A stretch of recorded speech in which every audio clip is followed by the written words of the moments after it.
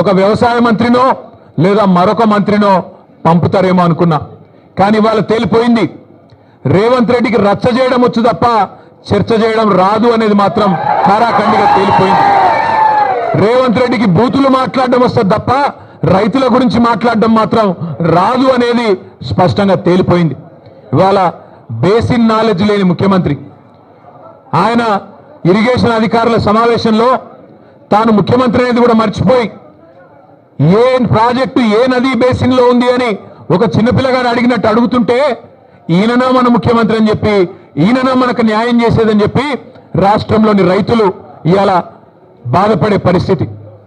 వాస్తవం ఒకటి మాత్రం, నీళ్లు, నిధులు, నియామకాలు, ఇది ఆనాడు కేసీఆర్ గారు, తెలంగాణ ఉద్యమకారులు జయశంకర్ గారు, ఇంకా తెలంగాణ బిడ్డలు ఆనాడు తెలంగాణ ఉద్యమానికి ఇచ్చిన శీర్షిక నీళ్లు, నిధులు, నియామకాలు. ఇవాళ రేవంత్ రెడ్డి గారు కూడా అదే పాటిస్తున్నారు. నీళ్లు, నిధులు, నియామకాలు. నీళ్ళేమో ఆయన గురువు గారు చంద్రబాబు గారికి కృష్ణా నీళ్లను, గోదావరి నీళ్లను తెలంగాణ రైతులకు సున్నం పెడుతూ, తెలంగాణ రైతుకు మోసం చేస్తూ అక్కడ కింద గోదావరిలో బనకచెర్ల కడుతుంటే దానికి పచ్చజెండా ఊపుతాడు. కింద శ్రీశైలం నుంచి కృష్ణా నీళ్లు అటు పోతిరెడ్డిపాడు నుంచి తోలుకొని పోతుంటే దానికి కూడా కళ్ళు మూసుకొని చంద్రబాబు గారు చెప్పినట్టు కోవట్టు పాలన ఇవాళ నడుస్తా ఉన్నది రాష్ట్రంలో. నీళ్ళేమో ఆంధ్రాకు పోతున్నాయి, నిధులేమో ఢిల్లీకి పోతున్నాయి. ఈ నియామకాలు ఆయన తొత్తులు కొంతమందికి ఇచ్చుకొని వాళ్ళనే చూసుకొని మురిసిపోతా ఉన్నాడు. నేను అడిగిన ఒక కాంగ్రెస్ నాయకుడు ఫోన్ చేసిండు, ఎందుకన్నా ఇదంతా అని.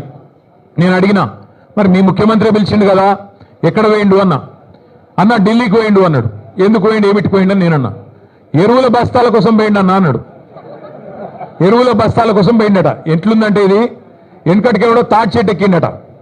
ఎందుకు ఎక్కినవా తాటి చెట్టు అంటే, దూడకు గడ్డి కోసం ఎక్కిన అన్నాడట. రేవంత్ రెడ్డి ఎరువుల బస్తాల కోసం పోయినట్టు ఎవరైనా నమ్ముతారా రాష్ట్రంలో? రేవంత్ రెడ్డి ఏ బస్తాలు తీసుకొని పోయిండో ఢిల్లీకి అందరికీ తెలుసు. రేవంత్ రెడ్డి వాళ్ళ ఢిల్లీ బాసులకు, కేంద్రంలో ఉండే పెద్దలకు ఏ బస్తాలు మోస్తాడో, ఏ బస్తాలు మోసి ఇవాళ ఆ పదవి కాపాడుకుంటున్నాడో రాష్ట్రంలో చిన్నపిల్లలకు కూడా తెలుసు.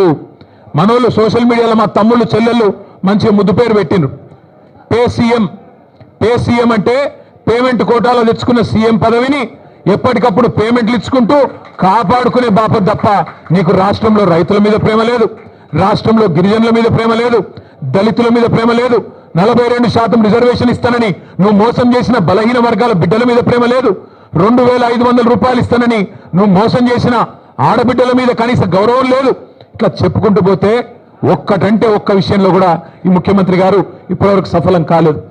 ఆయన వచ్చినా రాకపోయినా నేను మొత్తం లెక్క తీసుకొని వచ్చిన రాష్ట్రంలో మొన్న వేసిన రైతు బంధు అయిపోయింది మొత్తం వేసేసినామని చెప్పిన రైతు బంధు, దానిలో డొల్లతనం కూడా ఆయనకు చెప్దామని వచ్చిన. స్వయంగా రేవంత్ రెడ్డి నియోజకవర్గం కొడంగల్లో, స్వయంగా ముఖ్యమంత్రి ప్రాతినిధ్యం వహిస్తున్న కొడంగల్ నియోజకవర్గంలో ఇగో రైతు బంధు రాని రైతుల సంఖ్య, మొన్న వేసిన రైతు బంధు 670 మంది రైతుల పేర్లు, వివరాలు, అడ్రస్లు, ఫోన్ నంబర్లతో సహా తీసుకొని మరీ వచ్చిన. అట్లే రాష్ట్రంలో రుణమాఫీ కాని రైతుల జాబితా, లక్షల సంఖ్యలో ఉన్నవారు, వారందరి జాబితా కూడా తీసుకొని వచ్చినాం. అట్లాగే ఈ రాష్ట్రంలో ఈ ప్రభుత్వం వచ్చిన తర్వాత, రేవంత్ రెడ్డి గారి ప్రభుత్వం వచ్చిన తర్వాత మరణించిన, బలవన్ మరణాలకు పాల్పడ్డ 600 మంది రైతుల లిస్టుతో సహా తీసుకొని వచ్చినాం. అట్లాగే ఈ రాష్ట్రంలో బోనస్ రాక పంటలు అమ్ముకునే దిక్కులేక, ప్రభుత్వం కొనక మిల్లర్లకు అమ్ముకొని నష్టపోయిన రైతుల జాబితా కూడా మీరు ఏమంటే ఇవ్వడానికి సిద్ధంగా ఉన్నాం. ఇవాళ రాష్ట్రంలో ఎరువుల కొరత రైతులను సతమతం చేస్తున్నది. ఒక ఆధార్ కార్డు మీద ఒకటే ఎరువు బస్తా, ఒకటే యూరియా బస్తా ఇస్తామంటే ఇలా రైతులు మళ్ళా లైన్లు కట్టి చెప్పులు క్యూలో పెట్టి ఎదురు చూస్తా ఉన్నారు ఫర్టిలైజర్ దుకాణాల ముంగట. రేవంత్ రెడ్డి అధికారంలోకి వచ్చే ముందు ఒక పాటను తయారు చేసి దేశం మీదకి వదిలిను. మళ్ళీ ఆనాటి రోజులు తీసుకొస్తామని చెప్పాను. నిజంగానే ఆనాటి రోజులు తెచ్చిండ్రు. ఆనాటి రోజులు కరెంటు కోతల రోజులు, మళ్ళీ ట్రాన్స్ఫార్మర్లు పేలిపోయే రోజులు, ఆనాటి రోజులు ఎరువుల కోసం, విత్తనాల కోసం లైన్లలో నిలబడే రోజులు మళ్ళీ కాంగ్రెస్ ప్రభుత్వం తీసుకొని వచ్చింది. ఇందిరమ్మ రాజ్యం అంటే సంక్షేమ రాజ్యం వస్తుందేమో అనుకున్నారు ప్రజలు. కానీ ఇందిరమ్మ రాజ్యం అంటే అక్రమ కేసులు, ఇందిరమ్మ రాజ్యం అంటే అణిచివేతలు. ఇందిరమ్మ రాజ్యం అంటే నిర్బంధాలు. ఆనాడు 50 ఏళ్ల కింద